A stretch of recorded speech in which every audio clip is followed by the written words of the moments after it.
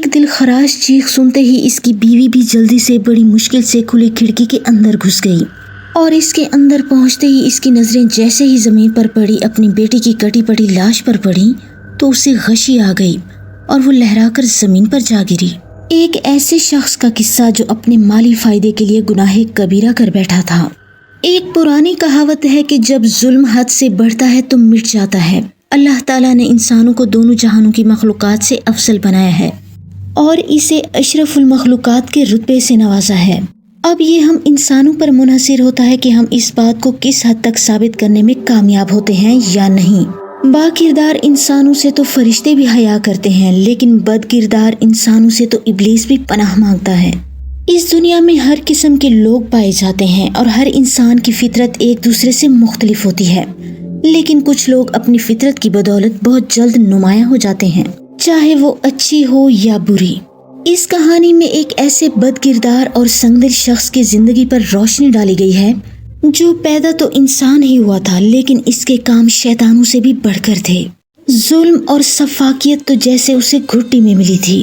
اکثر دیکھنے میں آیا ہے کہ اگر ماں باپ نیک اور صالح ہوں تو ان کی اولاد میں کوئی نہ کوئی ایسا ضرور پیدا ہو جاتا ہے جس کے کرتوتوں کی وجہ سے اس کے والدین کو بھی زمانے بھر میں رسوائی کا سامنا کرنا پڑتا ہے، اور اکثر والدین بد کردار اور گناہوں میں دھنسے ہوں تو ان کی اولاد میں کوئی نہ کوئی ایسا پیدا ہو جاتا ہے جو ان کے لیے نیک نامی کا باعث بن جاتا ہے۔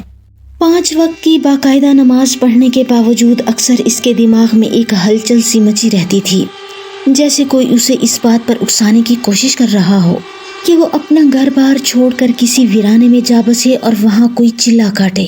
یہ خیال آتے ہی وہ اپنا سر انکار میں جھٹک دیتا۔ دن بھر اپنے کاموں میں مصروف رہنے کی وجہ سے اسے اپنے دماغ پر زیادہ زور دینے کا موقع نہیں ملتا تھا، لیکن جیسے ہی گھر پہنچ کر اور کھانا وغیرہ کھانے کے بعد جب رات کو اپنے بستر پر لیٹتا تو یکدم وہی خیال دوبارہ اس کے دماغ میں ایک انتشار برپا کر دیتا تھا۔ اس خیال کے متعلق سوچ سوچ کر اس کا دماغ پھٹنے لگتا تھا۔ جب یہ سب کچھ اس کی برداشت سے باہر ہونے لگا تو اس نے ایک مفتی صاحب کے پاس جانے کا فیصلہ کیا کہ ان سے مل کر انہیں ساری حقیقت سے آگاہ کرنا چاہیے، ہو سکتا ہے وہ اس مسئلہ کا کوئی حل بتا سکیں۔ پھر دوسرے روز اس نے تمام کاموں سے فراغت حاصل کرنے کے بعد اس مدرسے کا رخ کیا جہاں مفتی صاحب بیٹھے تھے۔ حسب توقع پہلے سے لیے گئے وقت کے مطابق مفتی صاحب نے اپنے مخصوص کمرے میں اس کا انتظار کر رہے تھے اور اسے دیکھتے ہی اندر آنے کی اجازت دی۔ السلام علیکم حضرت، معافی چاہتا ہوں آپ کو تکلیف دی۔ دراصل میری پریشانی اس قدر بڑھ چکی ہے کہ میں نے اس کے لیے آپ سے مشورہ کرنا ضروری سمجھا۔ مجھے پوری امید ہے کہ آپ نے محسوس نہ کیا ہوگا۔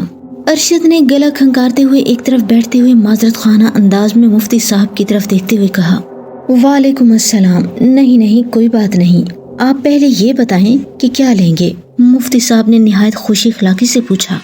جی حضرت، بہت شکریہ، کسی چیز کی ضرورت نہیں ہے۔ پھر کچھ دیر توقف کرنے کے بعد ارشد نے انہیں تمام تفصیل بتا دی کہ کس طرح کچھ دنوں سے اس کے دماغ میں اس طرح کے خیالات آنے لگے ہیں، حالانکہ وہ ہر وقت وضو کی حالت میں رہتا ہے اور کوشش کرتا ہے کہ سارا دن اس سے کسی کی دل آزاری بھی نہ ہو۔ مفتی صاحب سر جھکائے بڑی توجہ سے اس کی بات سن رہے تھے اور جیسے جیسے ارشد انہیں بتاتا جا رہا تھا ویسے ویسے ان کے چہرے پر پریشانی کے آثار ابھرتے جا رہے تھے۔ پھر اس کے خاموش ہوتے ہی انہوں نے ایک طویل سانس لی اور کچھ دیر تک ارشد کے چہرے پر نظریں جمائے بغور دیکھتے رہے۔ دیکھو ارشد میاں، جو تفصیل تم نے بتائی ہے اس کے مطابق تو یہی لگتا ہے کہ تمہاری عبادت میں کہیں نہ کہیں کوئی خامی ہے، جس کی وجہ سے کوئی طاغوتی قوت تم پر حاوی ہو چکی ہے اور اپنی اسی شیطانی قوت کی بنا پر وہ تم سے وہ کام کروانے کے لیے اکسا رہی ہے جس کی اسلام میں ممانعت ہے۔ اس لیے ذہن پر زور دے کر سوچو کہ تم سے ایسی کون سی غلطی یا کوتاہی سرزد ہو رہی ہے جس کی وجہ سے ایسا ممکن ہوا۔ مفتی صاحب نے اسے سمجھانے والے انداز میں کہا، حضرت مجھے تو یاد نہیں میں نے کافی عرصہ سے کوئی ایسا غلط کام کیا ہو جس پر اللہ تعالیٰ ناراض ہوا ہو یا جس کی وجہ سے میرے دین پر حرف آیا ہو، ارشد نے رو دینے والے لہجے میں جواب دیا۔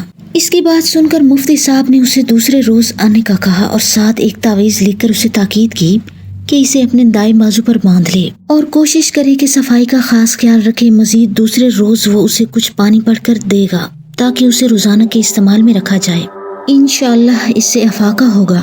پھر کچھ دیر مزید وہاں بیٹھ کر ارشد اجازت لے کر ان کے کمرے سے باہر نکل گیا۔ رات کے 12:30 بجے کا وقت ہوگا۔ ارشد اپنے بیڈ روم میں چین کی نیند سویا ہوا تھا और साथ ही इसकी बेगम भी आराम फरमा रही थी कि अचानक उसे यूं महसूस हुआ जैसे कोई बेड के नीचे मौजूद हो और इसके बेड को हिलाने की कोशिश कर रहा हो। पहले तो वो उसे अपना वहम समझा, लेकिन दूसरे लम्हा उसे अपना वहम झटकना पड़ा, क्योंकि ये वहम नहीं बल्कि हकीकत थी। इसका बेड हल्के हल्के हिल रहा था। फिर यकदम इसे वही दिमाग में हलचल वाला ख्याल आ गया कि कहीं ये भी तो इसी सिलसिला की कड़ी ना हो। ये सोचकर इसके माथे पर पसीना आने लगा और इसके हाथों में हल्की हल्की लर्जिश पैदा होने लगी। इसे इतना हौसला नहीं हो रहा था कि वे झुककर बेड के नीचे झांक कर देख सके कि कौन सी कुव्वत इसके बेड को यूं हिला रही है। फिर यकदम इसने अपनी बीवी की तरफ देखा जो पुरसुकून नींद सोई हुई थी। ये देखकर इसने अपना हाथ बढ़ाकर उसे जगाने की कोशिश की, लेकिन ये क्या, उसे यूं लगा जैसे उसे फालिज हो गया हो, क्योंकि बावजूद बड़ी कोशिश करने के वो 1 इंच भी अपना हाथ ऊपर नहीं उठा सका था। ये देखकर खौफ से इसकी आंखें फटी रह गईं। इसने चीखने के लिए अपना मुंह खोलना चाहा, लेकिन इसे यूं लगा जैसे किसी ने इसके दोनों होंठ भी सीधे हों और इसे अब सांस लेने में भी दुश्वारी हो रही थी। वो अजीब मखमसा में फंस गया था। इसके समझ में कुछ नहीं आ रहा था कि वो क्या करे। वो चौकड़ी मारे बेड पर बैठा आंखें फाड़े नीचे फर्श की जानिब देख रहा था, जहां बेड के नीचे से ताजा लहू बहकर फर्श पर फैलता जा रहा था। इसके लहू में जमे हुए खून के लोथड़े भी तैरते हुए साफ दिखाई दे रहे थे। यूं लग रहा था जैसे बेड के नीचे किसी ने गाय ज़िबा कर दी हो और इसका खून बहता हुआ बाहर आ रहा हो। अरशद ये सब कुछ देखकर थर थर कांप रहा था, लेकिन इसका सारा जिस्म बेजान था। वो चाहकर भी कोई हरकत नहीं कर पा रहा था। इसकी बीवी सुकून से यूं सोई हुई थी जैसे सुबह तक उठने का इरादा ना हो। अभी चंद ही लम्हे गुजरे थे कि अचानक बेड के नीचे से किसी बच्चे के रोने की आवाजें सुनाई देने लगी। रात के इस सन्नाटे में इसके रोने की आवाजें और कमरे में फैले इस लहू से माहौल बहुत खौफनाक हो चुका था। बच्चे के रोने की आवाजों से यूं लग रहा था जैसे उसे कोई बहुत बुरी तरह चीर फाड़ रहा हो। इसके बावजूद इसके रोने की आवाजें अरशद के दिमाग पर हथौड़े बरसा रही थी।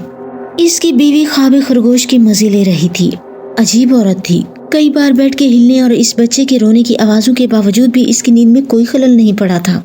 अरशद ने बोलना चाहा, लेकिन इसकी जबान ने इसका साथ नहीं दिया और फिर अचानक इसने दिल ही दिल में कुरानी आयात का विर्द करना चाहा, तो इस बार उसे यूं महसूस हुआ जैसे इसकी जबान से इनकी अदायगी होने लगी है, लेकिन इसे अपनी आवाज सुनाई नहीं दे रही थी। गोया वो दिल ही दिल में इसका विर्द जारी रख सकता था।